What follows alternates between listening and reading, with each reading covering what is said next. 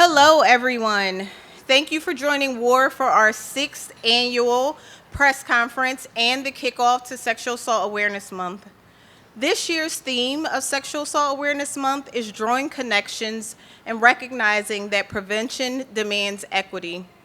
I would like to share some words provided by the National Sexual Violence Resource Center. The systems of oppression such as racism, sexism, classism, heterosexism, ageism, ableism, and others contribute to higher rates of sexual harassment, assault, and abuse. So often we are unaware of how historical conditions have shaped our lives, how we move throughout the world, specifically forms of privilege with the many identities with which we hold. As such, we recognize that it will take ending all forms of oppression to end sexual violence worldwide. We want to call on all individuals, communities, organizations, and institutions to change ourselves and the systems surrounding us to build equity and respect.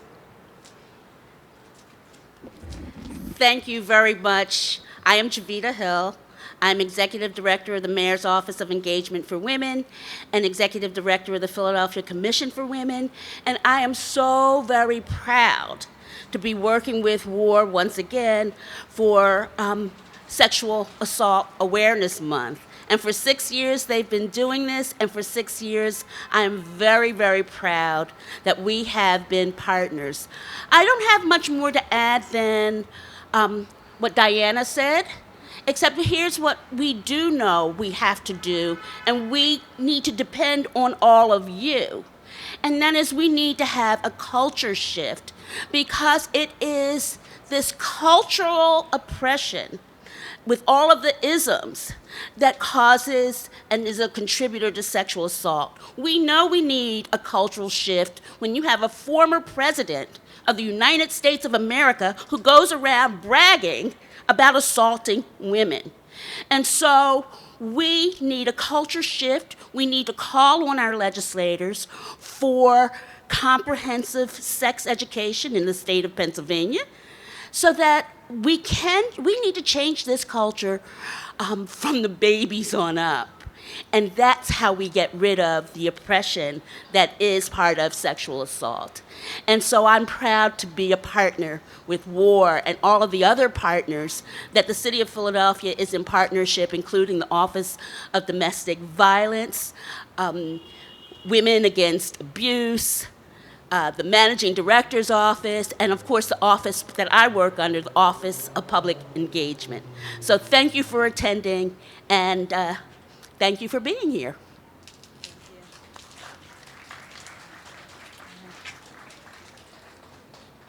Our first speaker today will be WAR's Clinical Director, Christine Kanegeiser.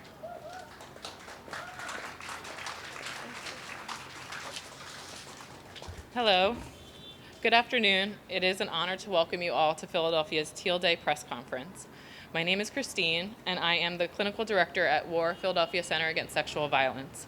Teal is the color chosen to represent sexual assault awareness and survivors. Teal Day is an amazing way to visually showcase our support for the movement and for survivors of sexual violence. You all look great, by the way.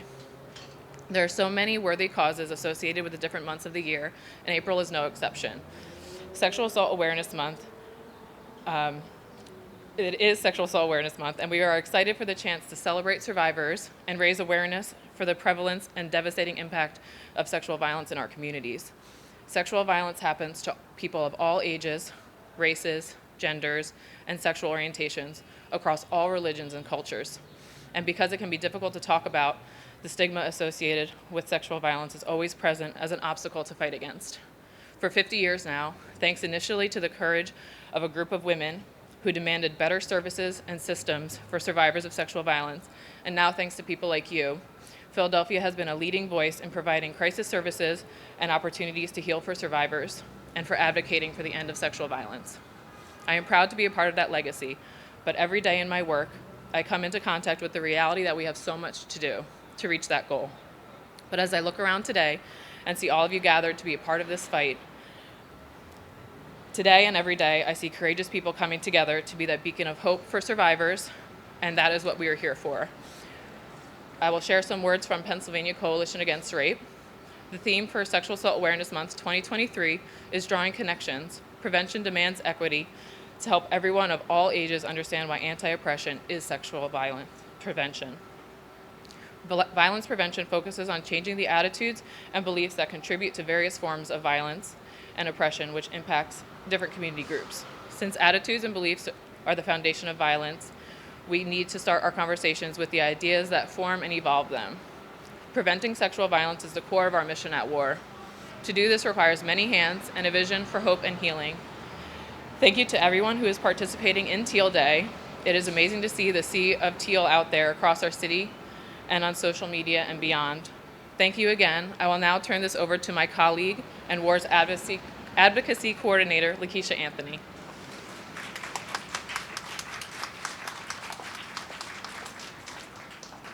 Good afternoon, everyone.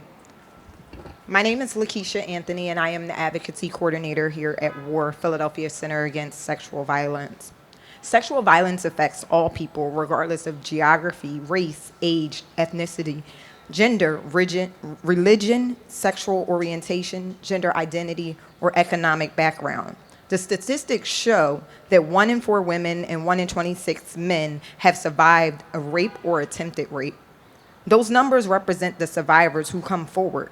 There are many others who are still suffering in silence and cannot bring themselves to tell anyone of this horrible experience. There are family members, friends, colleagues, leaders, community members among us who are survivors.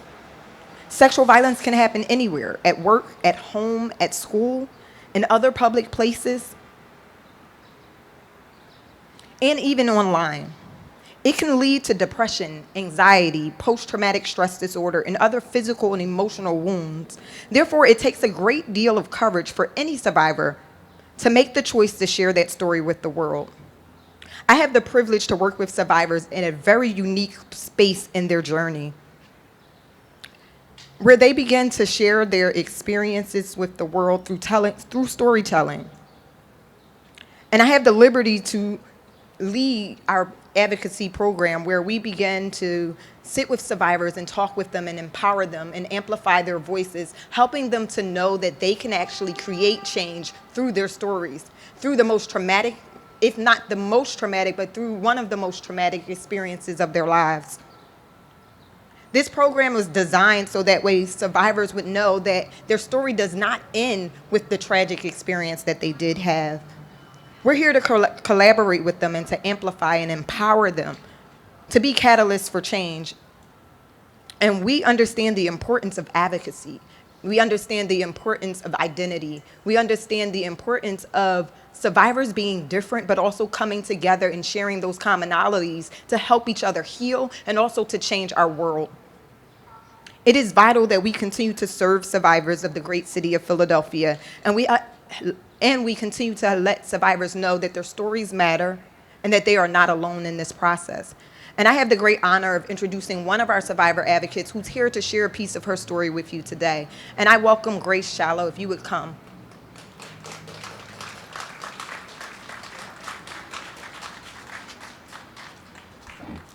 Hello. My name is Grace Shallow, and I am here as a survivor advocate on behalf of WAR. My life is an example of the crucial benefits of WAR's mission to provide equitable access to all survivors, regardless of race, class, sexual orientation, gender identity, age, or any other defining factor in our society. Oppression and privilege function as tools to perpetuate sexual and relational violence. These malignant forces that are prevalent in our society, such as racism, sexism, homophobia, classism, and xenophobia, only embolden perpetrators to harm those who they harm. From the morning after I was raped in 2018, when I called WAR's hotline to learn about services, until now, as a proud member of WAR Keynotes, the organization's survivor advocacy program, I have witnessed the empowering impact of WAR's services. From that first hotline call, I have been comforted by the knowledge that such hardworking and empathetic individuals remain on call to support survivors in Philadelphia. At WAR, not just your story is accepted, but the whole of who you are is fully welcomed. After traumatic encounters, survivors may feel like they are defined by what has happened to them, as if it is the only thing about themselves that other people see. WAR services help remind us that all survivors have unique interpersonal lives that separate each of us from one another, and healing can look very different for each person. WAR services help survivors reclaim their individual senses of identity within this world and remind us that we are more than what happened to us because our lives are proof we can overcome the pain and suffering known by too many. While each survivor has vastly different life experiences, I can say one thing is steadfast and true. All people deserve bodily autonomy and relationships free from abuse. As a survivor advocate, I have been mentored on how to use my story to enact change. I was raped in 2018. The next morning, I went to the Pennsylvania Sexual Assault Resource Center to report the crime and sat in the waiting room for 7 hours before I was able to submit a rape exam. Despite the prodding and scraping of my insides, as well as my identification of my rapist's exact address and location of the crime, justice was not served in my case. However, justice is different for each survivor. My form of retribution today is being able to stand here and live in my truth. While it is meaningful for me to share my story with you, there are many survivors who may not feel they can use their voices to speak up. It is a privilege to be in a place in my life where I feel that I can. So if you are listening and have not shared your story, please know this: no matter who you are or whether you ever say what happened to you out loud, it was wrong and it was not your fault.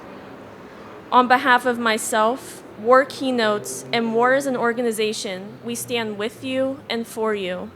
Because my story is being spoken into a microphone right now does not make it any more important. You matter, your life matters, your healing matters. Hearing this is proof that you are a living, breathing example of the strength and power that every survivor carries, and that is a beautiful thing. Thank you.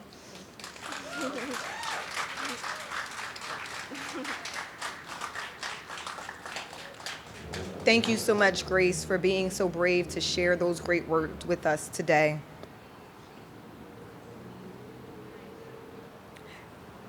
Next, we would have Jovita. Thank you, Lakeisha. I get to work with some amazing women in city government. And I'm proud to say that Azucena Ugarte, who heads the Office of Domestic Violence Strategies, is one of them. The work that comes out of that office, I like to say that many of us, we may be small, but we're mighty and we have big voices. So I am very proud to introduce Azucena Ugarte.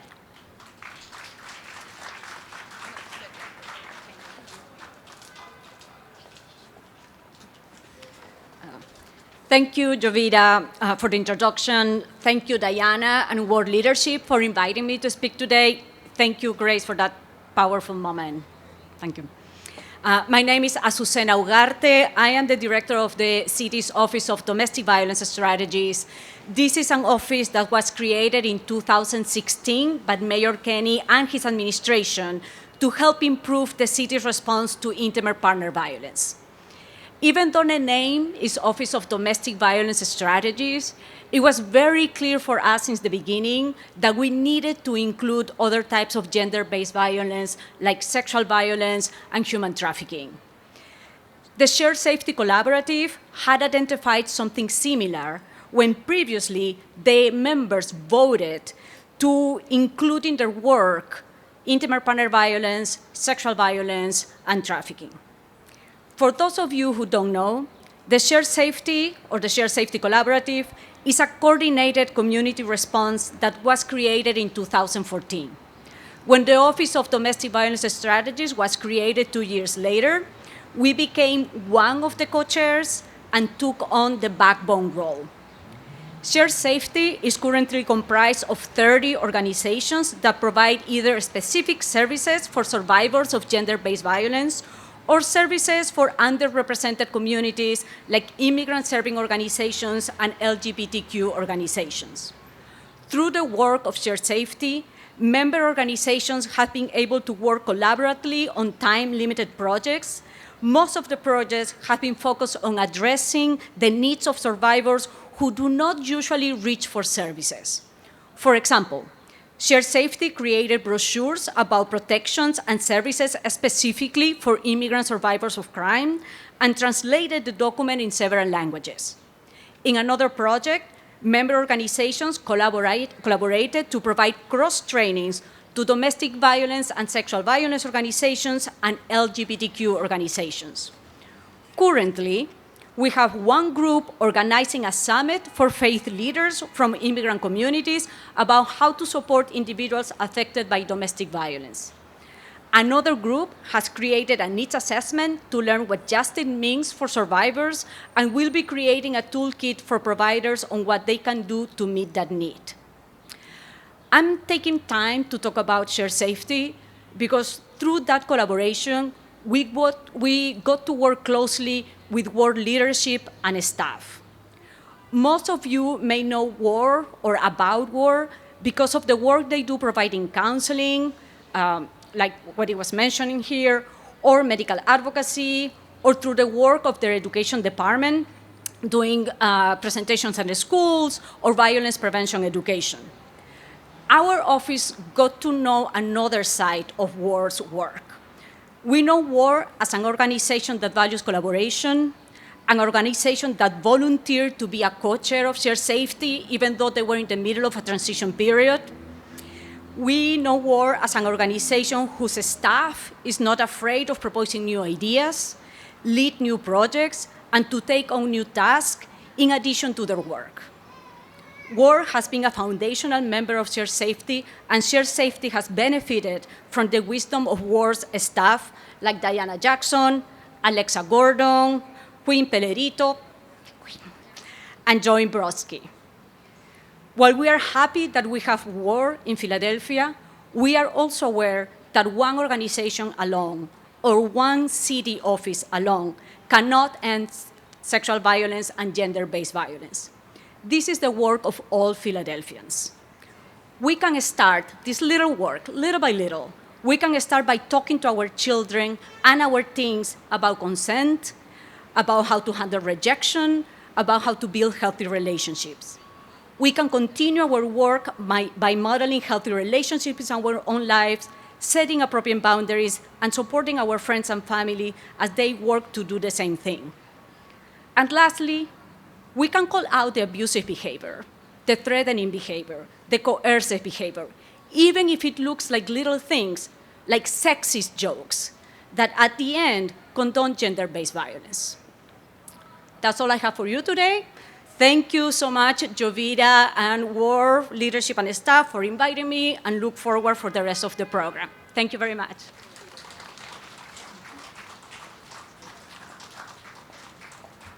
Azucena, thank you very, very much, and thank you for the work that you do, and Elizabeth Pride for the work that you do. This is an office that makes my small but mighty office look good in terms of this fight that we're all in together. Because basically when we're talking about sexual violence, again, it's an equity issue, and it means that in order for us to achieve safety in our communities, in our homes, in our nation, in our world, it's something that we all have to be committed to doing together. And so at this point of the program, I am also very, very proud to introduce to you another one of the great women in city government that I am proud to be able to work with, my boss, Romana Lee Akiyama, who is the Executive Director of the Mayor's Office of Public Engagement. Romana, thank you so much.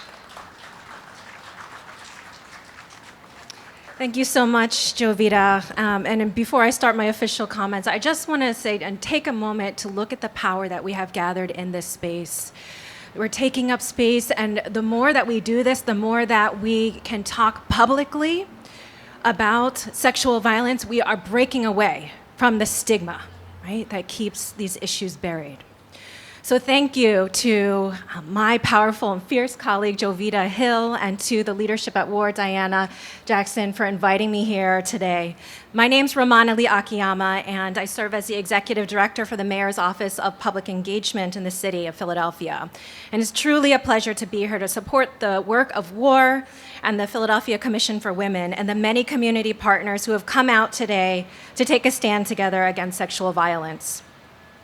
As we know, April is Sexual Assault Awareness Month and an opportunity to promote education and prevention of sexual violence.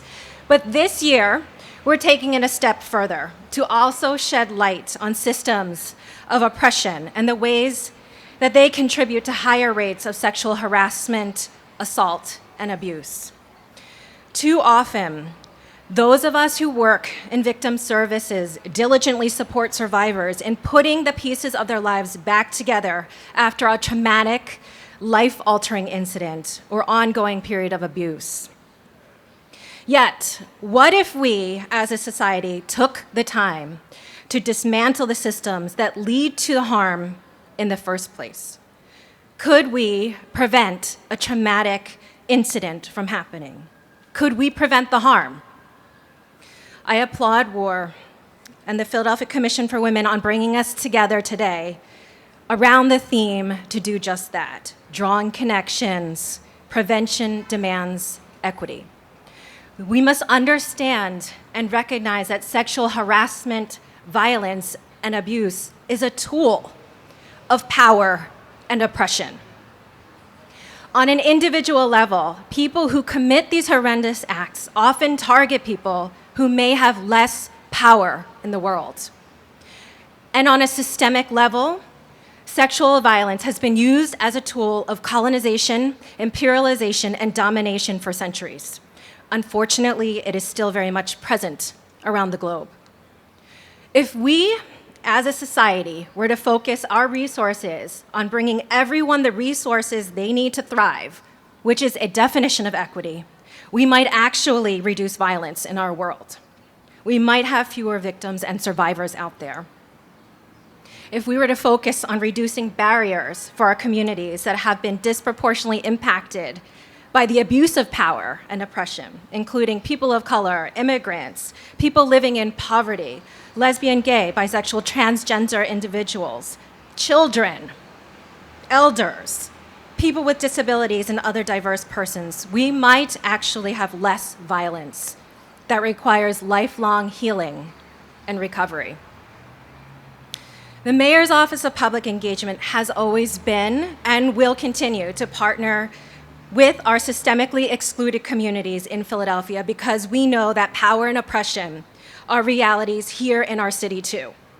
And we must grapple with these realities and work towards dismantling them every day if we are to govern in transparent and an inclusive way. I want to thank our community partners who have come out today, our leaders, especially our own city partner, the Office of Domestic Violence Strategies, the survivors who have come out today to share about your work, your vision for what needs to change here in our city of Philadelphia, and more importantly, for your resiliency and powerful, powerful stories. We're here today because you are leading the way. Thank you very much.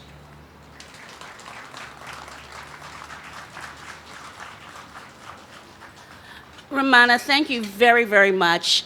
Again, I am so very, very proud to serve in city government with you. I think we also would be remiss if we did not take note that this is WOAR's 50th anniversary year. Please, let's give a round of applause for 50 years. But that being said, we want WOAR to be out of business in the next 50 years. And the only way we can do that is to do what we're doing here today, calling out sexual violence wherever it is, having a cultural shift, and changing the way we educate children, the way we educate society around issues of injustice. And so it is at this point I would like to call on Quinn Pellerito. And Quinn works for WAR as their Restorative Justice Initiative Collaborative. And it is my pleasure to also have the honor of working with Quinn in many capacities that we work together in this collaboration. Quinn, come on up.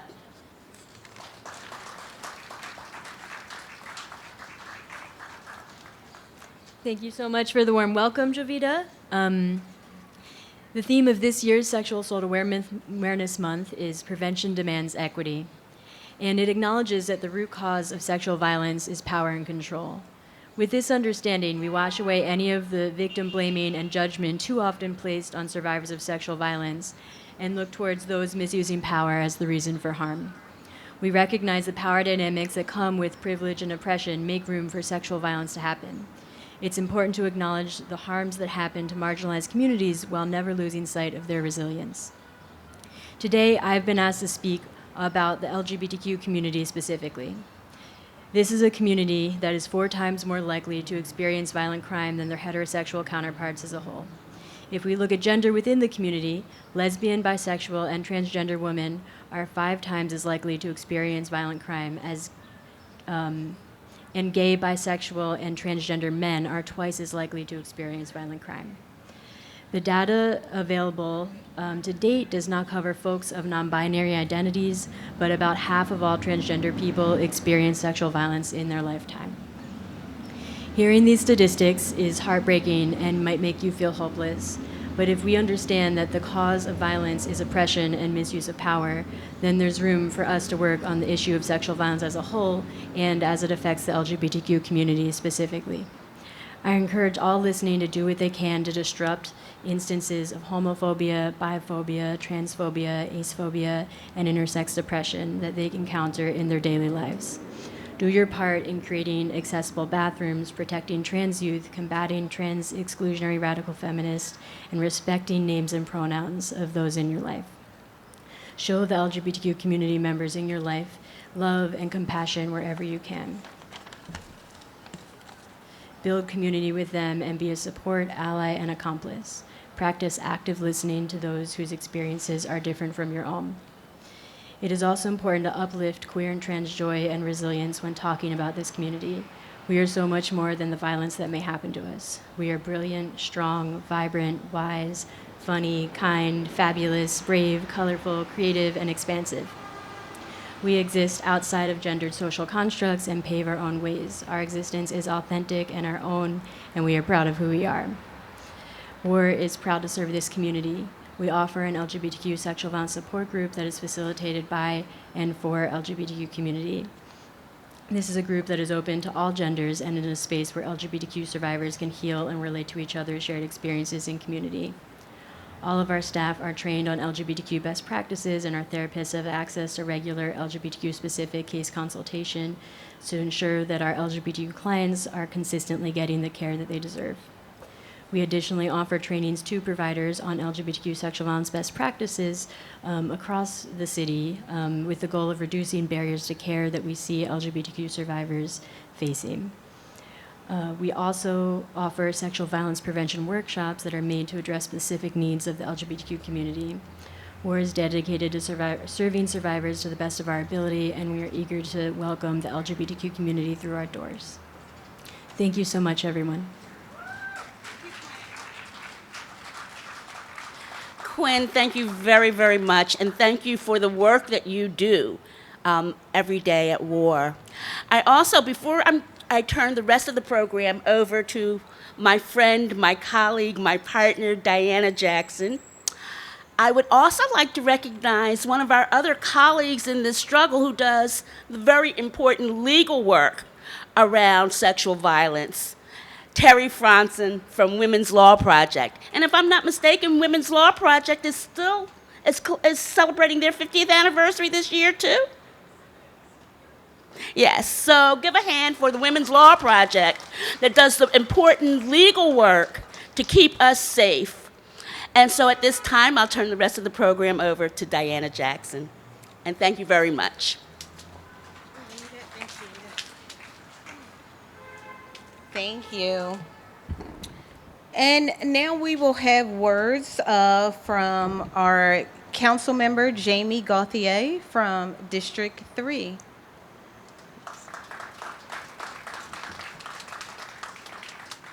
How are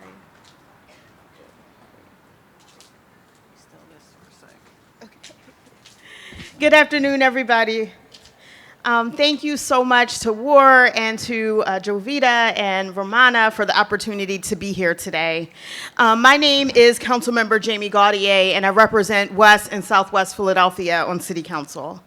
I am so proud to stand here with you all at the start of Sexual Assault Awareness Month to reaffirm my commitment to ending sexual assault and all of its root causes.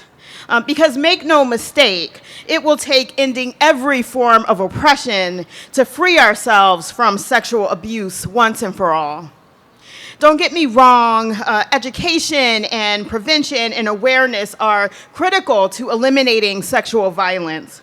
But if we want to eradicate this issue at its core, we must root out the systems of oppression that allow violence to occur in the first place and prevent victims from receiving the justice that they deserve.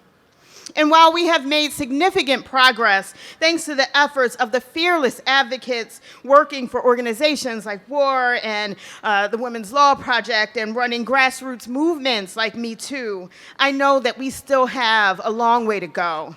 And so today, I'm here to show my solidarity with all the victims and co-victims and survivors, really, of sexual harassment and sexual assault. And to prove my commitment to you all by pledging to fearlessly tackle the racism and classism and sexism and homophobia that fuel the flames of sexual violence. I will never stop fighting with you and standing with you and fighting for equity and justice too. And so thank you so much to WOAR for everything that you do to protect and uplift the survivors of sexual violence and for ensuring sexual safety remains a priority and top of mind for all of us. And thank you to the other advocates, leaders, neighbors, and organizations here today for taking a stand against sexual abuse. Together, I am confident that we will be able to lead Philadelphia into a future free of sexual violence and full of respect for all people. Thank you.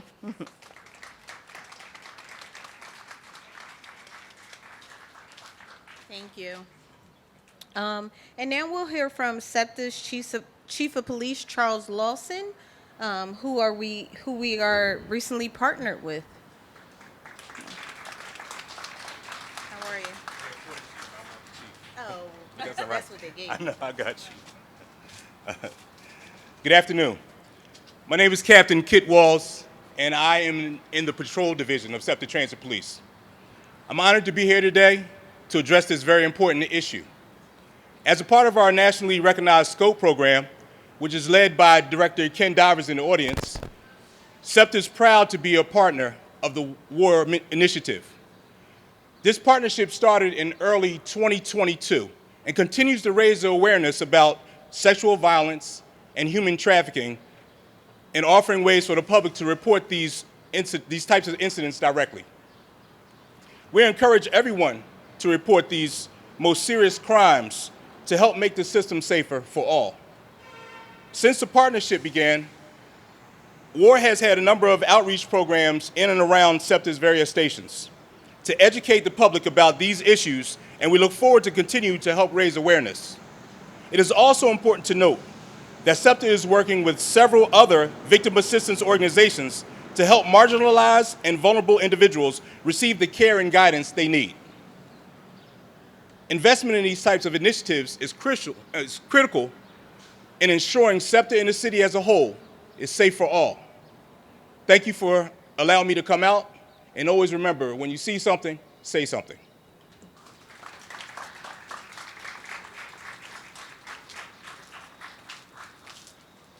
Thank you.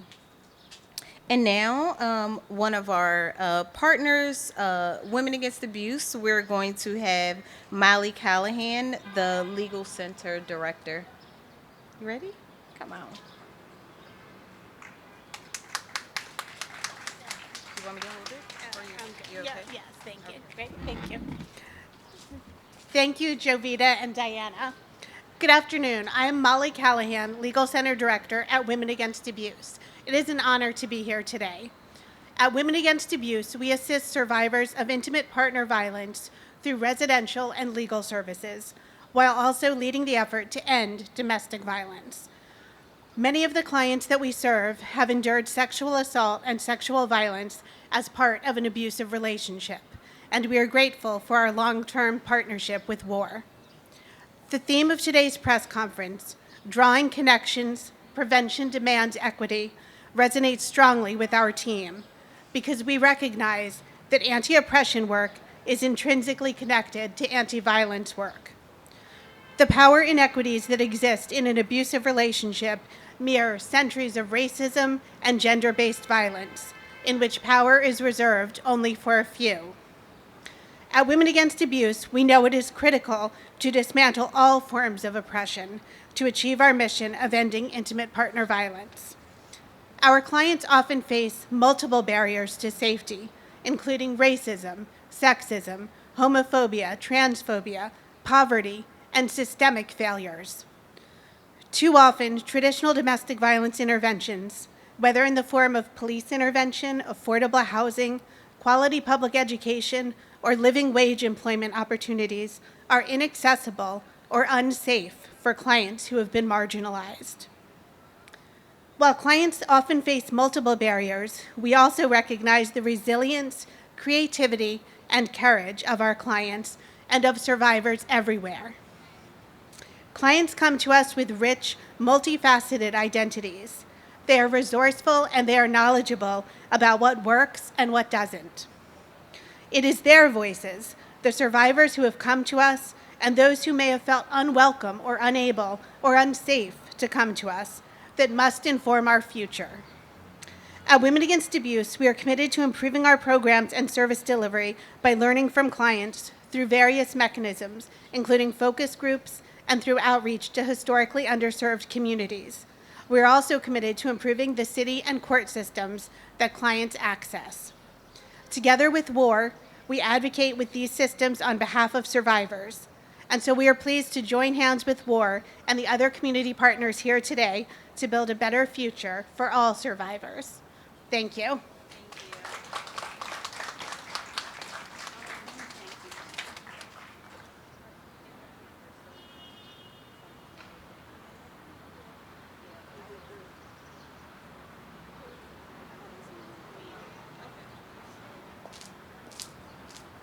Alrighty.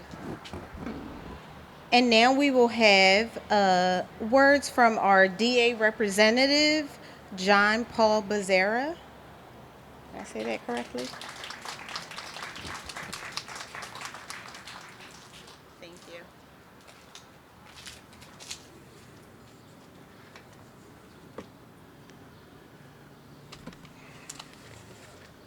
Being a survivor takes strength and it takes courage.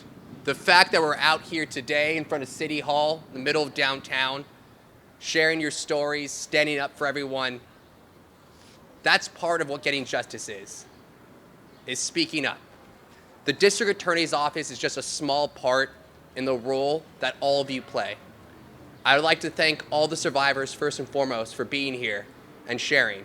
I would like to thank the representatives from WOAR and WAR for helping us in all the aspects of our jobs.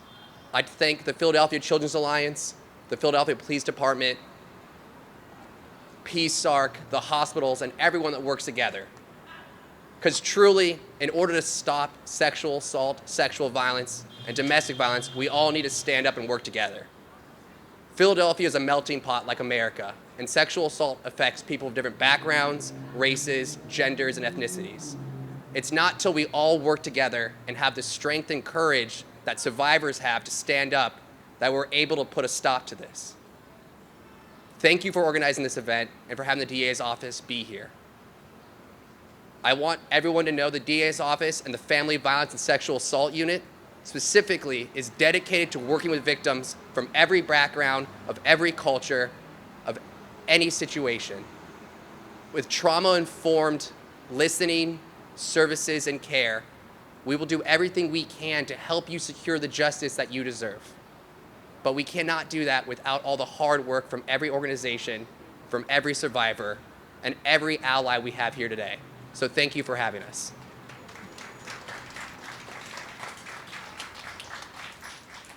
Thank you. I think we have a few more council members here with us today. Council member at large, Sharon Vaughn. Yes, how are you? Did you want to come up and speak today? Are you coming to speak today? Yes. Oh, yes, come on up. Yes. I apologize. I'm hiding behind these balloons. Look at you. Oh, thank you. You want me to hold your baby? No, I got it. Good afternoon, everyone. I apologize for the tardiness, but as you all know, it's always something to do.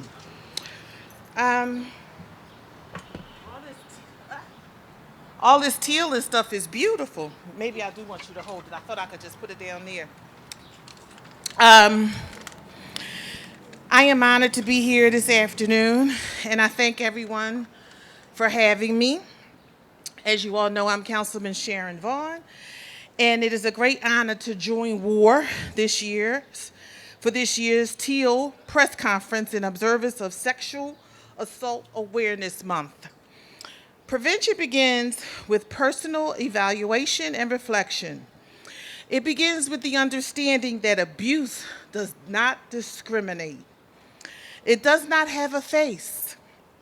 Prevention begins by acknowledging our personal privilege, having self-awareness, and taking care to not inflict our powers over others.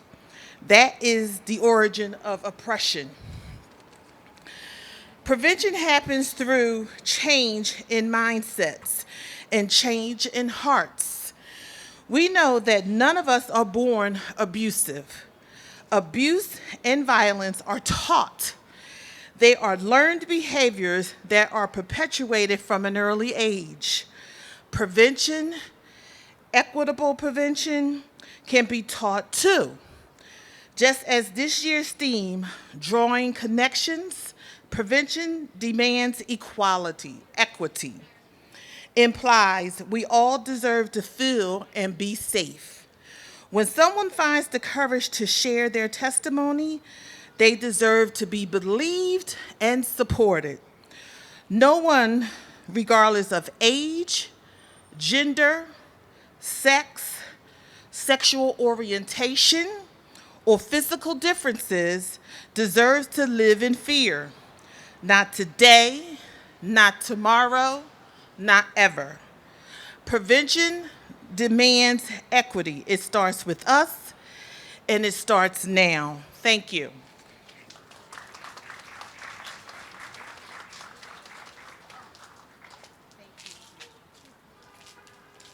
All right. And I apologize. Were there any other members of City Council here today that we should recognize that would like to speak? All righty then. That is a conclusion to our Teal Day press conference. I want to thank everyone for coming out today. I also wanted to let you know that, like we said in the beginning, this is the kickoff of Sexual Assault Awareness Month. So we ask that you continue to wear your teal throughout the month. You continue to show your support to survivors. At WAR, we have a lot of events coming up. Please look on our website, our Instagram, Facebook for any updates. I do want to mention while we're here, our big end to Sexual Assault Awareness Month is our Hands Around City Hall event, which will take place inside the courtyard of City Hall on April the 28th. And we would love to have you all there in attendance to really show support for the work that WAR is doing and for survivors. And again, thank you all. Have a good day.